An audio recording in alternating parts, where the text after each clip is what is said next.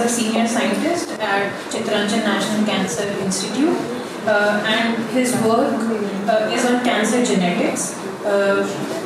Dr. Vilas has over 25 publications in international journals, and he has done credible work on molecular targets of therapeutics for breast cancer and HPV.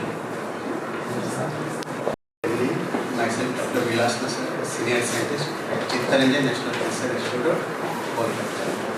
So, differential expression of mitotic checkpoint protein and its clinical impact in advanced ovarian cancer patients. So, mitotic checkpoints protein means MAD1 curve genes. That genes, what we want to check it, is there any adverse impact or impact on the clinical sites or not, that we can check it in ovarian cancer patients. So, ovarian carcinoma in our hospital, we can see that patient will come from the persistent abdominal swelling, bloating, pelvic pain, vaginal bleeding, alert bowels, habits, indigestion and loss of appetites and weight loss. This kind of symptoms came and then most of the patients 2, 3 or 4 grade stages patients. So for treatment therapy we have given the carboplatin and paclitaxels, and intraperitoneal regime we have given the paclitaxel and cisplatin as per the NCCN guideline 2020. So our background is the spindle assembly checkpoint. If you spindle assembly checkpoints, core protein is like MAD, BUF and CDC20. This core protein is deregulated, it leads to the formation of tumorigenesis. So our target is if this deregulated, so same pathway shared with the biological pathway activity by carboplatin and paclitaxel. So based on that protein, if they dysregulated, what effect on the clinical efficacy, safety and prognosis of ovarian cancer, that we can check it. So this is the figure which we have already published in Chromosome Research. When the SAC is on, spindle assembly checkpoint, the SAC is on, the CDSA, MAD1 molecules, mitotic checkpoint molecules, it's a good relationship with this and no anabase onset is there. So we have taken for this 76 patients we have taken for this study, and after if tumor size is large, then we will go for the neoadjuvant chemotherapy. After 3 cycles, tumor size is reduced, then we will go for the surgery. Yeah, if tumor is very small and it will easy to operate, so we will go for the directly surgery, and then we will collect the tissue for the IC preparation. Then we will, this is the hematological marker like CA-125, CT, radiological markers. Based on that, we have differentiated the patient responder as non-responder. So this is for this method, we have done this clinical endpoint efficacy and the side effects of the chemotherapy regimes. That clinical part, clinician did it, ISC, mRNA analysis and microRNA analysis, and then we see the bioinformatics part also, what kind of drug interact with these proteins. So if you see the presentations, this total sample patient is 76 patients, and as per FIGO guidelines, grade 3 and grade 4 is maximum 82 patients, 82% patients, and most of the patient is a serious papillary, 81% patients, and cross type you can see that solid cystic patient is 58%. So this is the pre-treatment CA-125, CAA and CA, these all are hematological marker. That marker we can identify the level of increasing, it means it's a grade 3 or grade 4 markers. And then we will see the surgery. This is a interval debulking or primary debulking. This is the 54% we have taken, means neoadjuvant cases and adjuvant cases. This is called as the for surgery point of view, like the primary debulking and interval debulking. Then we will see the clinical response. What kind of response? Carboplatin and paclitaxel given. So we have seen that clinical point of view. So complete response is 37%, for partial response is 40%, and objective response rate, complete response plus partial response, total response is 77. Other parts is the considered as a non-responder, like a palliative care, treatment to time to treatment and not available. So now we compared with this adversity of the drug reactions. So we have seen that maximum cases we found in a grade 1 and grade 2 cases and the anemia, leukopenia, thrombocytopenia, this is totally out of 76. We have seen that anemia is a 65 cases. We have seen that leukopenia is 16 and granulocytopenia, vomiting, anxiety 27 patients, constipations is 44 and indigestion 47%. We have seen that. So after that, we survival rate we have checked it, the non-responder, responder and partial responder. So you can see the red line, you can see the step down the cases, most of the, so non-responder cases. It means that didn't happen most of the non-responder cases. It means the drug is not working well in these cases. And responder cases, you can see that only for 2 or 3 cases we died it here and other things, partial responder cases is high.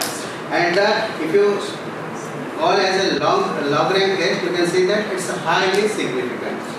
So now this part is a completely clinical part. Then we will go for the immunohistochemical parts. That part you can see that A and B, it is a part of the, this is the histological staining and it confers from pathology point of view, it's a ovarian carcinoma, and then we can see that C and D, it's a highly expression in the cell and nucleus and cytoplasm also. Then this is the MAD1. MAD1 also expression in both nucleus and cytoplasm. And then this is the BUF1 gene. We can see that expression in nuclei is low, but cytoplasmic expression is high.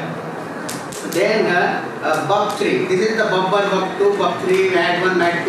It should be a little bit confused, but I will explain later also. So BUF3 expression pattern also. So cytoplasmic expression is there. So now we correlated this immunohistochemical expression with this responder, partial responder and non-responder. We have seen that there is no MAD1 and MAD2 as well BUF1 and BUF3. There is no correlation with each other. So then we will see the mRNA expression. mRNA expression, you can see that MAD1, mRNA and BUF1 above 36 above, you can say that the positive expression pattern is slow. So there is no as such correlation with each other. So next slides. Then we will correlate it with this adverse drug reaction with this BUF1.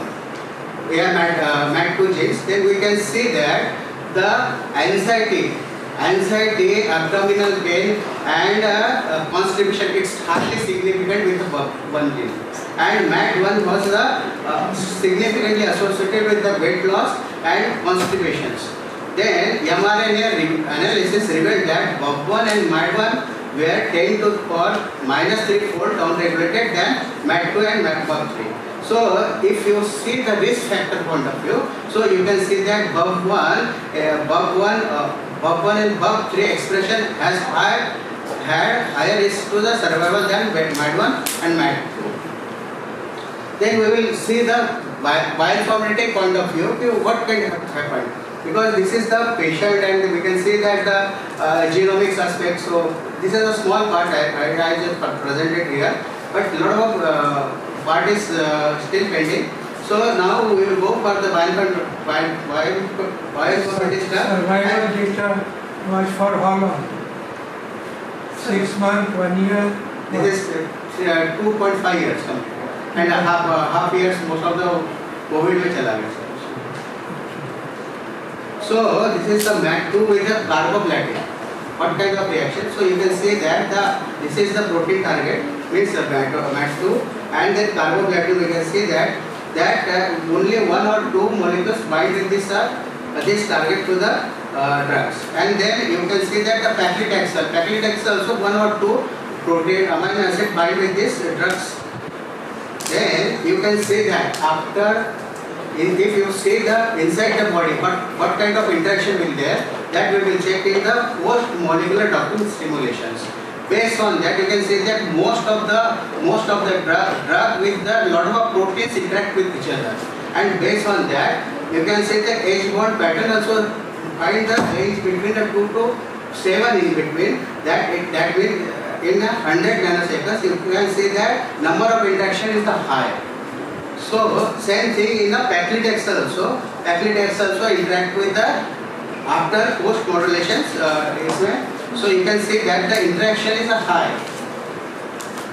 Then we can see that H bond bonding kitna hua, that we will check it that. You can see that aspirin and ASPA and ACR lot of H bond colors है, that H bond you can see that lot of interaction with the different amino acids. And same thing in paclitaxel, and this is the root mean square deviations. It means the interaction within a 900 seconds में कितना time हो सकता है, that we will check it, and you can see that carboplatin में अच्छी तरह से नहीं हो पाया. Okay, but in case of paclitaxel you can say interaction is fast and it's very close. Yeah, you can see that.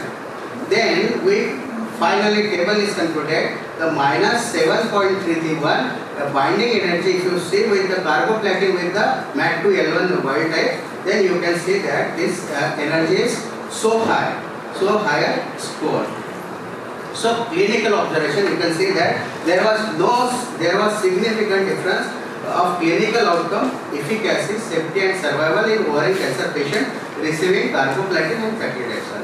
Molecular observation, you can see that. So molecular analysis, the SAC component have dysregulated expression in ovarian cancer pathology. The protein drug interactions lead to several specific adverse effects in patients. MAT2 expression may not be impacting chemotherapy response, but has a strong correlation with the poor overall survival. The SAC could be targeted for the identification of molecular difference between responder and non-responder to personalize the treatment and develop the novel molecules for higher grade serious ovarian carcinoma. And in bioinformatics point of view, in silico analysis reveals that stronger binding energy of MAT2 with carboplatin than paclitaxel. However, the paclitaxel is more stable complex than carboplatin with the set proteins. So future plan is to identify genetics and epigenetics dysregulation in SAC in complex cancer pathophysiology and to develop the therapeutic approach by targeting SACs. This is my group, and Sinjini Sarkar, this project is funded from DHR, and Sinjini Sarkar is one of the girls, so she is working on that. And thanks to Dr. Santosh Kumar Gaira and Sunil Kumar, this all the bioinformatics person did it. And this part is already just consider annals of oncology is certainly considered this part, and many other parts also included in that paper, but this is one of the part included in this paper. Did you correlate survival with histological differentiation of tumor? Sir, क्या है sir? Tumor का differentiation, all were well differentiated? Or? Well differentiated, because this is our hospital is a tertiary care hospital. So most of the advanced cases is coming. So grade 3 and grade 4 poorly differentiated, and stage 3 and 4 cases generally आता है.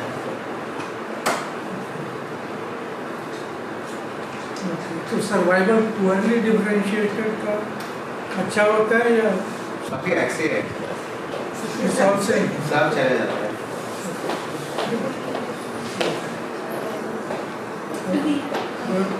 Do we have any more questions?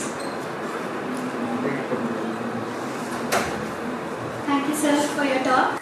Thank you. I would now like to request Professor Anu Srivastava to kindly facilitate our speaker.